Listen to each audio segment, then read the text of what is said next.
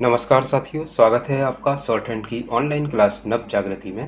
साथियों, आज की ये डिक्टेशन 100 शब्द प्रति मिनट की गति से है, जिसका समय 5 मिनट का है। और ये डिक्टेशन रामधारी गुप्ता पुस्तक खंड 2 से ली गई है, जिसका प्रतिलेखन संख्या 3 है। तो आइए शुरू करते हैं।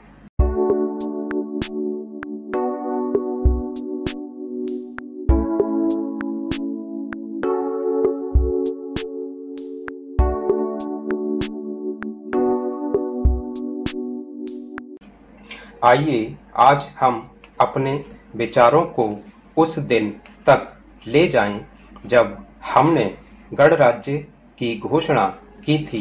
अपनी विकास की योजनाओं के संबंध में हमने वास्तव में काफी प्रगति की है, परंतु क्या हम भारत के सब नागरिकों को दरिद्रता, अभाव तथा कष्ट से मुक्त करा पाए हैं?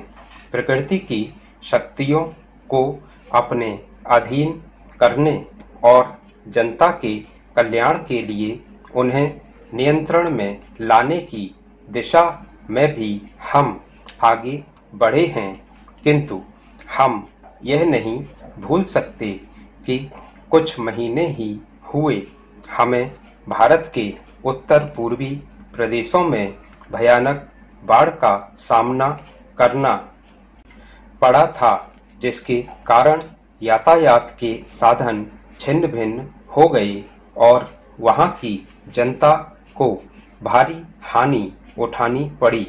निस्संदेह साक्षरता, प्रसार और रोगों के निराकरण के महत्वपूर्ण उपाय भी हमने सोचे हैं।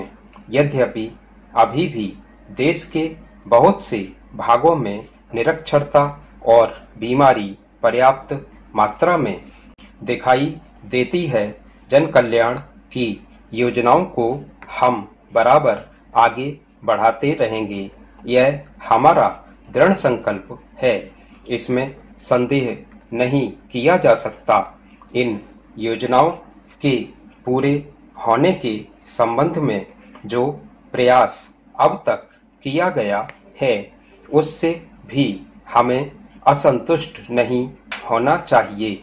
फिर भी जो कुछ अब तक किया जा सका है, यदि वह बहुत चमत्कारी नहीं दिखता, तो उसका कारण यह है कि अभी निर्माण कार्य जारी है और समाप्त नहीं हुआ है। राष्ट्र के निर्माण में समय की आवश्यकता होती है। आज हमारा गणराज्य दिवस है और भारत जैसे प्राचीन राष्ट्र के इतिहास में 5-7 वर्ष की अवधि एक स्वल्प काल है। आइए अब हम विगत वर्ष की घटनाओं पर नजर डालें और यह देखें कि विकास के कार्यों और निर्माण योजनाओं की दिशा में हम कहां तक आगे बढ़ सके हैं।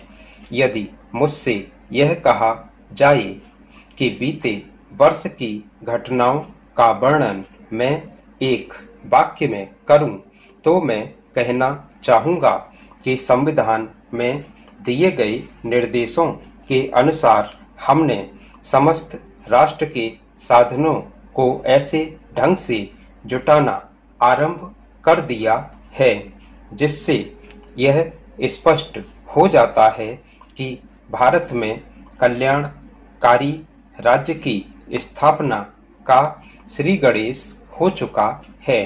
पिछले वर्षों में हमने जो संकल्प और दावे किए थे, अब वे मूर्तिमान होने लगे हैं।